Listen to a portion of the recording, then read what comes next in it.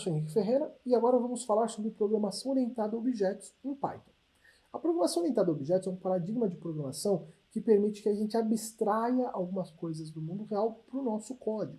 Na verdade, a ideia aqui é que você consiga representar elementos do mundo real ou elementos abstratos de maneira como se eles fossem objetos no código. E objetos são o que no código? São trechos de código que têm atributos e métodos. Atributos são as propriedades do objeto e métodos são as ações que o objeto realiza.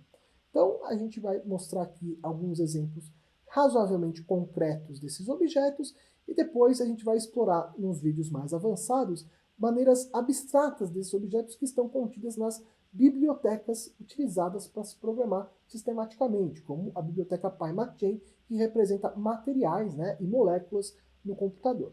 Então, antes da gente conseguir compreender e ler essa biblioteca de maneira facilitada, vamos nos adentrar, dar uma pequena pincelada no que é a programação orientada a objetos. Então, eu preparei aqui um Jupyter aqui no Colab para a gente discutir. Qual que é a ideia de um objeto? Então, aqui eu escrevi bastante código aqui, né? Vamos dar uma olhada nesse código em detalhes aqui, ó. Primeiro, tem o class. Então, programação orientada a objeto, a gente diz que a gente cria uma classe. Classe é o que define um objeto, é o que dá a descrição de como o objeto tem que ser construído. Então, eu tenho um objeto que vai ser o objeto carro, né? Então a classe carro vai definir os objetos carro. Existe um método construtor desse objeto. Esse init significa que vai construir o objeto. Para construir o objeto, né, ou construir o carro, eu preciso do modelo, da cor, do ano e se ele está ligado. E ele está normalmente falso, então está normalmente desligado, né? Então o carro está normalmente desligado. Então ele tem que receber, na hora de ser criado, tanto o modelo, quanto a cor, quanto o ano. Perceba, é uma funçãozinha, a gente diz que é uma função construtora por causa desse init, que é ao iniciar, né, ao criar esse objeto, ele tem que ter o modelo, a cor, o ano e o ligado. O ligado já é atribuído internamente, mas o modelo coreano é atribuído via parâmetro. E a gente tem os métodos, ou seja, a forma que o carro interage com o ambiente. Então tem o método ligar e aí aparece esse self, né? E o que é esse self? Então, uma variável que pertence a um objeto é um self. Então, self ponto, o nome da variável, é o atributo, é a propriedade desse objeto. Então é uma forma de dizer, olha, essa variável está associada a esse carro específico que eu estou criando aqui na memória, ou a esse caminhão específico que eu estou criando aqui na memória, ou a essa molécula específica que eu estou criando aqui na memória do computador. Então a gente coloca aqui uma propriedade, né, um atributo, uma variável associada a esse objeto, né, essa abstração do código. Tá? Então, o self é para referenciar um atributo interno, dele mesmo, do próprio objeto. Então, o def ligar vai ser um método que é do próprio objeto. Então, tem o self aqui dizendo o próprio objeto, né, a própria classe ali. E ele está verificando que, ó, se o atributo ligado do método, né, for negativo, né, então se ele não for definido, agora vai estar ligado. Afinal, o método é ligar. Então, se o carro estiver desligado, ligue-o. E print o carro está ligado. Se não, print o carro já está ligado. Afinal, né, se o carro já tiver com o atributo ligado true, então ele já vai estar ligado.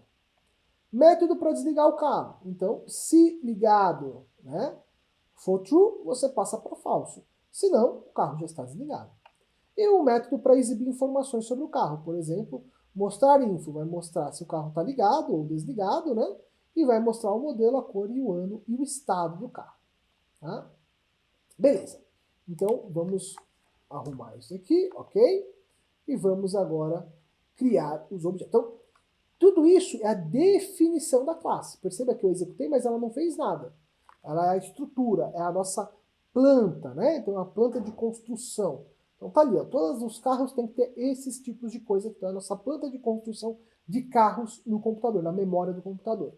Agora eu vou criar um carro de fato. O meu carro 1 vai ser, então, a variável, né, o método aqui, a classe carro, que vai receber o parâmetro Fusca azul e 1985.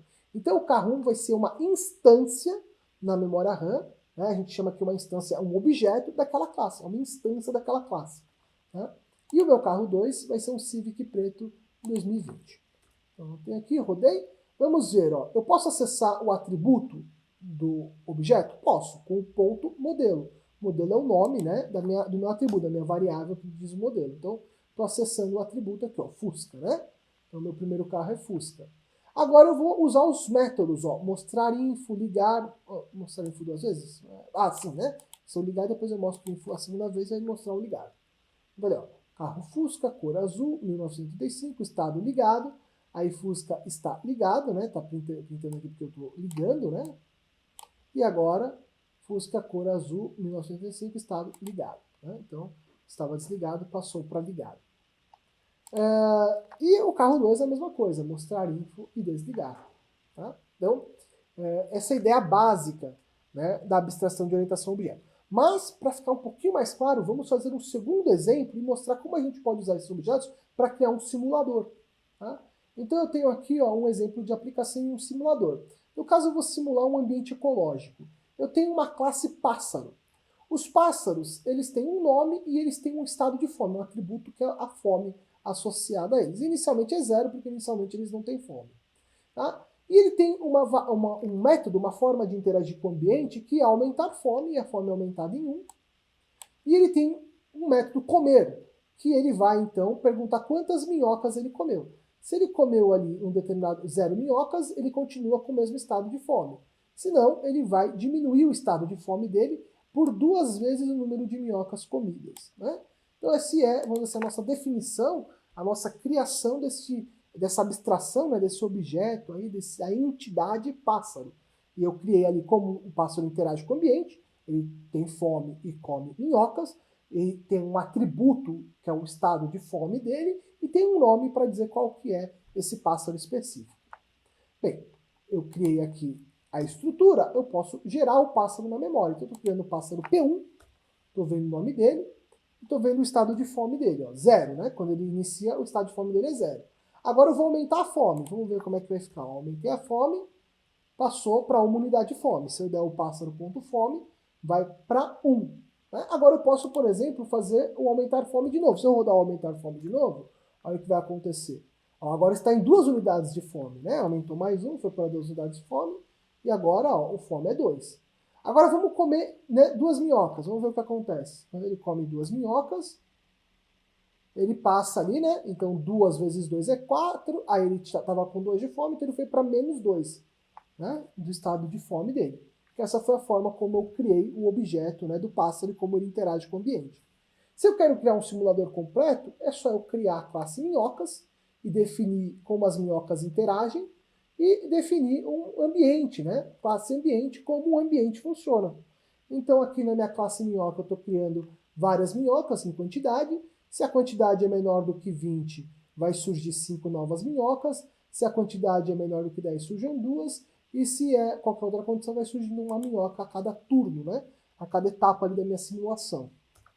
E aqui eu estou criando um ambiente. O meu ambiente ele tem uma certa quantidade de minhocas inicial. E ele tem uma lista de pássaros. No começo ele começa sem nenhum pássaro. Aí eu posso adicionar pássaros ao meu ambiente. Eu posso, então, executar diferentes turnos. O que são os turnos? Né? São a execução do ambiente. Então, para cada pássaro na lista de pássaros do ambiente, você aumenta a fome dos pássaros. Na sequência, você faz surgir algumas minhocas. E aí você faz cada um dos pássaros se alimentar das minhocas se ainda houverem minhocas. Né? Então, se as minhocas forem maior do que 10, maior do que 0, né?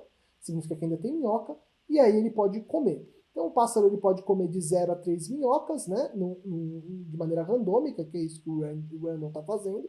Então, ele come de maneira randômica de 0 a 3 minhocas a cada turno, e aí ele vai para um estado de fome, e o número de minhocas vai ser diminuído. Né? E a gente pode agora simular esse ambiente. Então, eu criei a definição do ambiente, agora eu vou criar, né, a instância desse ambiente. Então, eu criei um ambiente, inicialmente com 10 minhocas, criei 2 pássaros, adicionei esses 2 pássaros ao ambiente, e aí simulei por 5 turnos esse ambiente. Então tá aqui, ó. Então vamos lá, olhar, né? No primeiro turno, a fome do P1 era uma unidade, e né, passou para uma unidade, também uma unidade. Surgiram 5 minhocas, então tenho 15 minhocas. P1 comeu uma minhoca, o estado de fome dele foi reduzido para menos 1. P2 também comeu uma minhoca, foi para menos 1 aqui. E aí, né, eu interajo no segundo turno, aí continua ali, ó, o estado de fome aumentou, então estava menos 1, aumentou 1, foi para 0 e 0. Aí ele comeu mais uma minhoca, né?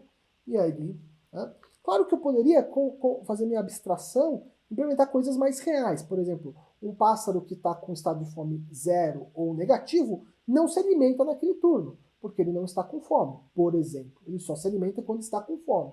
Posso fazer que quando ele tem alguma reserva, ou seja, quando a fome é negativa, né? Ele tem uma reserva de energia, ele é capaz de se reproduzir, por exemplo. E o número de pássaros poderia ir aumentando no ambiente conforme, né, ele ia comendo as minhocas. E com isso eu posso criar uma interação bastante complexa e verificar como o número de minhocas e de pássaros vai evoluindo ao longo dos turnos que eu estou executando essa simulação. Perceba que isso foi para um ambiente ecológico, aqui para um exemplo que eu quis passar para vocês, mas serve para qualquer outro tipo de exemplo. Você poderia, por exemplo, fazer com materiais, ou uma reação química, tudo que você quiser simular, você pode criar nesse contexto de orientação ao objeto. Tudo vai definir como você cria, né, a classe do objeto e coloca as regras do objeto. Para encerrar essa parte de orientação ao objeto, é importante eu falar sobre duas características da orientação ao objeto, que é a herança e o polimorfismo. Aqui, novamente, somente uma pincelada. Se você quer entender a orientação ao objeto, eu recomendo você estudar isso mais a fundo para entender cada um dos nuances. Mas, de maneira geral, para você conseguir ler as bibliotecas e ter algumas ideias gerais, a herança e o polimorfismo é a capacidade de uma determinada classe herdar propriedades e métodos de outra, ou sobrescrever esses métodos, né, que é a ideia do polimorfismo. Então, eu estou criando aqui uma classe animal. Animal, né, ele pode ser iniciado, pode dormir, pode fazer som. O animal também ele pode ser cachorro ou gato. Só que o fazer som do cachorro e o fazer som do gato são diferentes.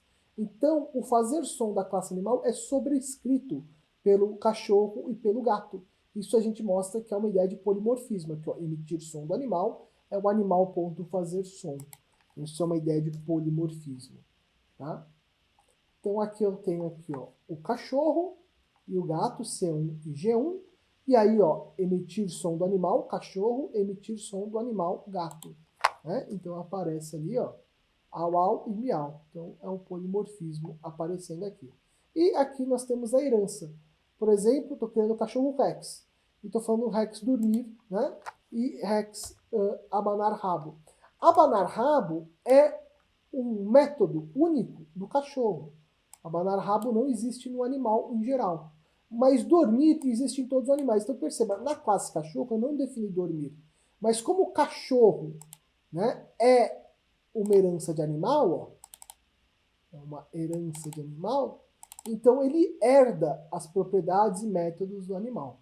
Então ele herdou aqui, né, a ideia de ter um nome e a ideia de dormir. Tá? Então, com isso a gente consegue criar interações bem complexas no código. E a gente pode, por exemplo, né, criar, né, então lá no PyMatin, quando a gente for falar do PyMatin, a gente pode criar um objeto, uma classe chamada estrutura. E aí, estrutura, né, pode ser herdado ali, né, pode gerar uma questão de herança, por exemplo, com cristal e molécula. Porque tanto molécula quanto cristal tem uma estrutura, né, uma definição de estrutura. Depois a gente vai estudar isso em mais detalhes e vai entender algumas desses nomes, mas a ideia aqui da orientação ao objeto nesse vídeo era introduzir e pavimentar ali um pouco da lógica necessária para a gente conseguir usar as bibliotecas de maneira eficiente nos próximos módulos.